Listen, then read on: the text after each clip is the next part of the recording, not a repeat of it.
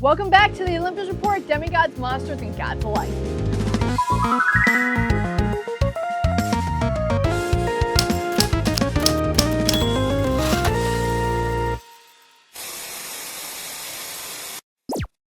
Only one character in the RiordanVerse can say they've thrown a hairbrush at the Titan of Time. Here's a character breakdown.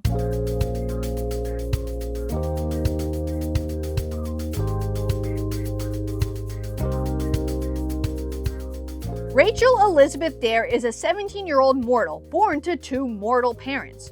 Rachel was born to a family who owned a lot of money and wealth. Her father is a highly accomplished businessman and her mother is a social worker. As she grew up, Rachel developed a rocky relationship with her parents, especially her father because of his business, which made money tearing down wildlife. Her father's actions played a part in the fating of the wildlife god Pan. Rachel didn't agree with her father's business and even protested against it, only using his money and influence when it went against her father's wishes. Rachel is very artistic, witty, and kind. She enjoys volunteering for charity events to help schools in the area keep their art programs. She is also very open-minded, being able to accept that Percy is a demigod and that monsters exist. This is helped by the fact that Rachel is a special mortal, having the ability to see through the mist and see the world of the gods. Rachel can be very blunt at times and has a habit of talking a mile a minute, which Percy describes as punching him with words. She is very brave, throwing a hairbrush at Kronos to help her and her friends escape. Rachel can be stubborn at times, as she doesn't like to accept help from anyone else unless she has no other choice. She's a carefree and creative soul. She's also a very talented artist and painter. Rachel is described as being a tall, slim girl with frizzy red hair and a freckled face with green eyes. She is noticed as attractive by a jealous Annabeth. Rachel wears oversized shirts, doodles on her jeans, and seems to poke holes in them when she is bored. Percy first meets Rachel at Hoover Dam, where he almost mistakenly kills her with his sword Riptide. But as a mortal, the sword does not harm her. Rachel is able to recognize Riptide through the mist, which dumbfounds Percy. Later on in Book 4, Percy would then run into Rachel again at the orientation of his new school, Good High School.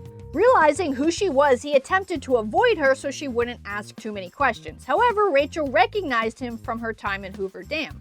But before she can ask him too many questions, she spots Kelly and Tammy, realizing the two are monsters. Aware of the threat, she pulls Percy away from the crowd into another room. Once alone, Percy reveals the existence of the Greek gods to Rachel. Just as he was going to tell her that he is a demigod, the monster cheerleaders discover their location and attack them, exposing themselves as Impusa.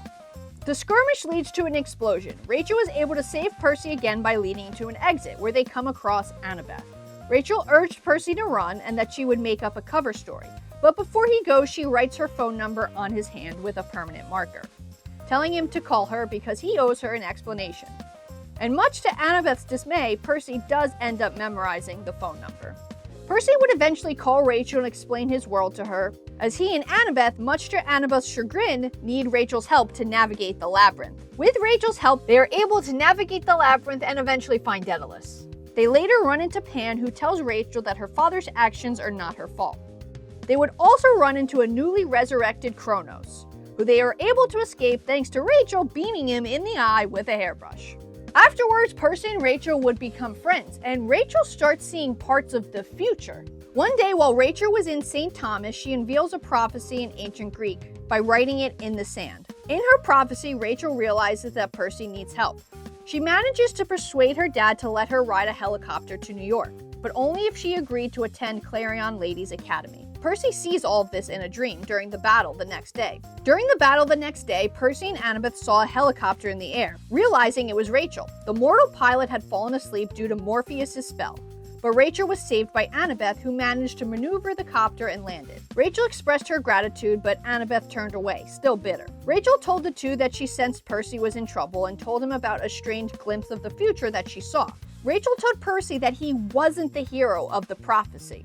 And Rachel ended up being right. Percy wasn't the hero in the prophecy. Luke was. Rachel would then travel to Camp Half-Blood, where she became the new Oracle of Delphi, as the curse placed on the spirit by Hades had finally been lifted with the acceptance of Nico at camp. Rachel's first prophecy as the Oracle would be the next great prophecy, the prophecy of 7, setting up the heroes of Olympus. After Rachel becomes the Oracle, her and Annabeth actually become pretty good friends now that Annabeth doesn't need to be jealous of her anymore. Rachel would assist in the war between Greek and Roman camps and would be key in helping Apollo regain his place on Olympus in the trials of Apollo. While not a demigod, Rachel was key in helping in the Titan and Giant War, and while she may not be as powerful as a demigod, she does still have some of her own abilities. Clear sight. Rachel has the ability to see through the mist. Painting. Rachel can paint with her feet as well as her hands. Yes, this is an ability. Prophetic visions. Though she is immortal, even before taking on the Oracle of Delphi, Rachel has always had the ability to see fragments of the future. Prophecy. After Rachel took the soul of the Oracle, she is able to properly see the past and future and obtain fragments of the truth to make prophecies. Divine protection. As the Oracle, Rachel's protected from many unfortunate events. Without Rachel's guidance and help, I don't think Percy would have been able to defeat Kronos in the end. Without the information that Rachel gave him, I don't think Percy would have been able to bring himself to trust Luke. Giving Percy that information was key to their success, and for Rachel to be able to give that information, she needed to accept compromise and give up a part of herself, which I think was her hero moment, a moment where our heroes grow not as a hero, but as a person to become a hero. Rachel's whole character was built around being stubborn. She constantly fought with her father, but in the Last Olympian, Rachel makes a deal. She'll go to the school her father wants her to go to, a school she absolutely hates that goes against who she is, if her father lets her go to New York. In this moment, Rachel realizes that there's bigger things happening than her, and if Percy was fighting to save the world, she can sacrifice this. She realizes for once she can't be selfish and ultimately ended up saving the world inadvertently. So maybe not all heroes fight, but that doesn't make heroes like Rachel any less important. Which Rachel Elizabeth Dare moment is your favorite? Let me know down in the comments below. But until next time, I'm signing off. And please, as always, stay safe.